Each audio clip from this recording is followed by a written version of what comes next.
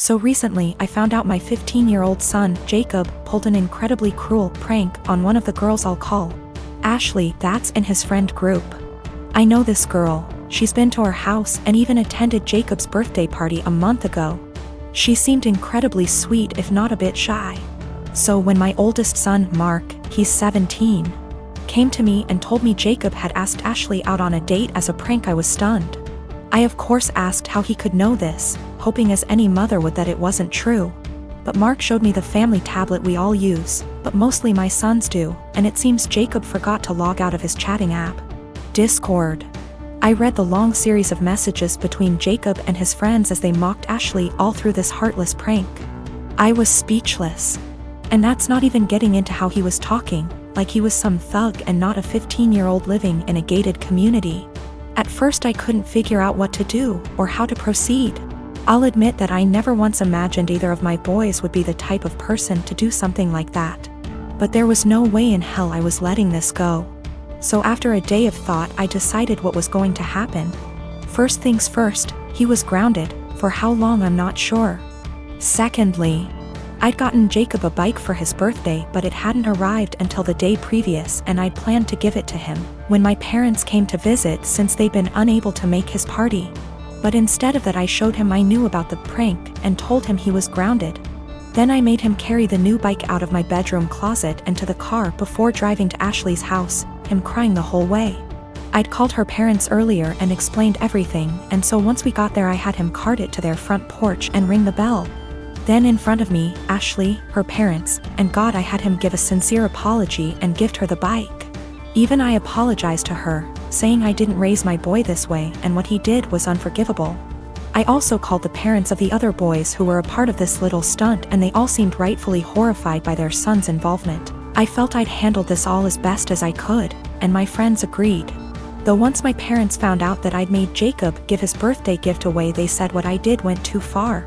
I still feel like what I did was right, but having my parents more or less dogpile on me like this actually made me wonder if how I handled it was too extreme. I am a 28 years old female. And I do babysitting on the weekends to make extra cash. There is one family I definitely should have phased out by now, but the kids are cute and if I don't have another job, it's easy money. My issue is, the mom is never home on time. She used to not give me return times, but finally I started asking as it made it impossible to get anything done on the weekends. I'd go babysit so she could go to brunch, but she'd be gone from 11 a.m. to 7 p.m. My whole day was gone. After that, she'd start giving me times but never stick to them. She wouldn't even call to tell me, she'd just stay out. On Saturday, I got to her house at 6 and she was supposed to be home by 9. I told her she needed to be on time because I had plans to go out with friends. I was even getting ready at their house after I put the kids to bed. She promised. Of course, 9 o'clock rolls around and she's not home.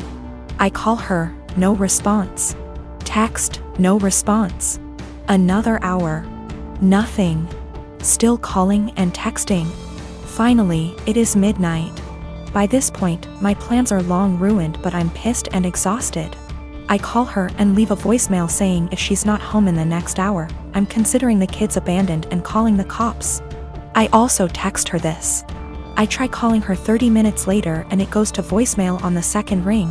I text her again and she leaves me on read. If she had reached out saying, hey, I'm staying out until X time, I would have stayed. I don't know any of her family nor the father of the kids so I can't call them. I gave her a grace period of 15 minutes and tried calling again, finally called the cops, non-emergency line. They showed up and I showed our agreement in text from earlier in the week confirming that she'd be home by 9. They tried contacting her, didn't answer. I was dismissed and they took the children to the police station. I go home and go to bed. I am awoken at 3 a.m. by a frantic call. It's her. Where are the kids? Why am I not here? I tell her I followed through on my threat, check the police station. She cursed me out, I hung up and went to bed. The next day, she sends me an essay saying the kid's father was called and there's a DCF investigation launched against her. She called me every name under the sun, but I didn't think I was wrong until I spoke to a friend with kids. She said I should have just waited it out and refused to ever sit for her again. She asked if her potentially losing her kids was worth me being petty. I am 20 female, have recently moved out of my mother's house for college. I enrolled in scholarship. The other night, my mother wanted her, my younger brother, and I to have dinner together. It's been a while since we've spoken, and I'm afraid this might happen again. We were having a nice night, the dinner was delicious, and honestly, we were all having a good time. Eventually, we got onto the topic of how things were when I was younger. I made the comment on how her behavior when I was younger made me feel like I missed out on a lot of things as a child. She disagrees, and tells me that I'm being dramatic, and that my childhood was perfect. Quote, I was lucky to have a mom who cared as much as she did. My mother gave birth to me when she was 18. My father walked out when I was young, due to a personal conflict between the two. So, she raised me on her own until I was 7. She met a guy, and they ended up having a kid together, my younger brother. He was a golden child to my mom. His father was only a temporary item, as he left as well, soon after. Although the father of my brother was still visible in his life, I didn't have anyone to look up to as a father figure. Eventually, my mom went through a phase of depression after they separated. She started to care less and less about her children, and more about her parties and men she wanted to sleep with. It ended up getting so bad that by the time I was 10, I was a full-time caretaker of my younger brother. With the exceptions of the weekends he was with his father. I started to cook, clean, do everyone's laundry, and take care of everything outside of the boundaries of my home. From ages 13 to 15 I began missing out and losing good friends because I wasn't able to participate in any activity related to anyone else.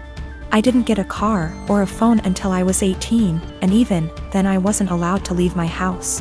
I graduated senior year with flying colors and ended up getting a scholarship to a really good college. I took this opportunity not only to focus on myself, but to also help my mother realize that I was not going to be around forever.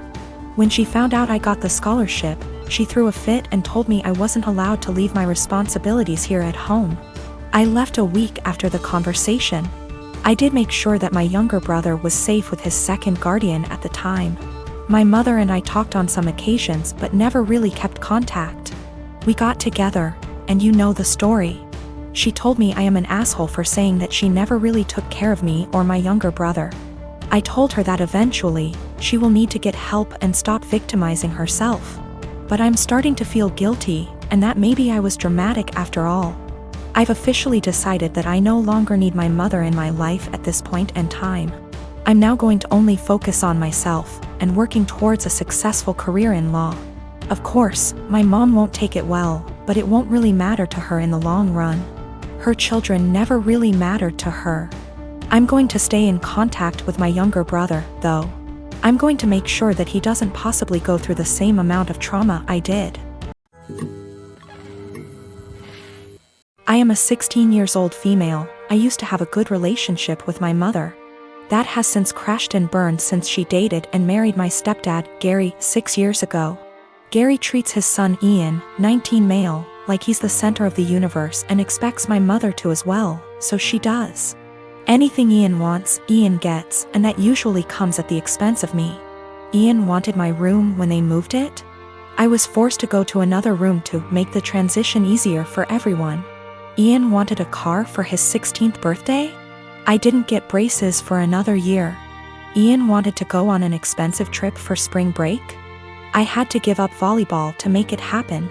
Ian wanted to have his side of the family over? I was expected to find somewhere else to be, since I wasn't family. My mother just went along with all of this and acted like it shouldn't affect me at all. My dad was overseas for a long time, and we used to FaceTime, and he was so upset by what he was hearing.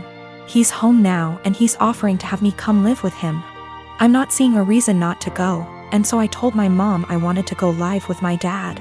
She predictably freaked out and asked why I'd want to do that and said that we had such a good relationship. She didn't understand how this came so out of the blue.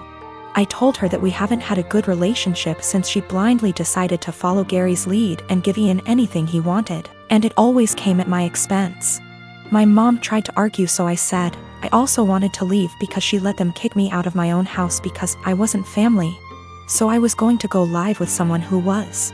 My mom started crying and said she wouldn't let me go. So I told her that my dad was willing to go to court over it and I was old enough to be able to say where I wanted to be. She's been a crying mess since I told her, and Gary is being a jackass about how awful I'm being. He was. ING at me about how terribly I'm treating them and how I'm not thinking about them at all. I asked why should I. He never thought of me when he was taking things from me to give to his kid. I said let's face facts here, you don't care about me, what you care about is losing the child support you spend on your son. He sort of went slack-jawed and I walked off.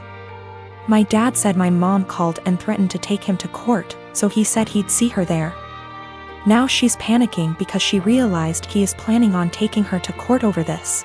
Mom and Gary of course think I'm the asshole for making things hard for everyone. But my dad and grandparents say to leave and never look back.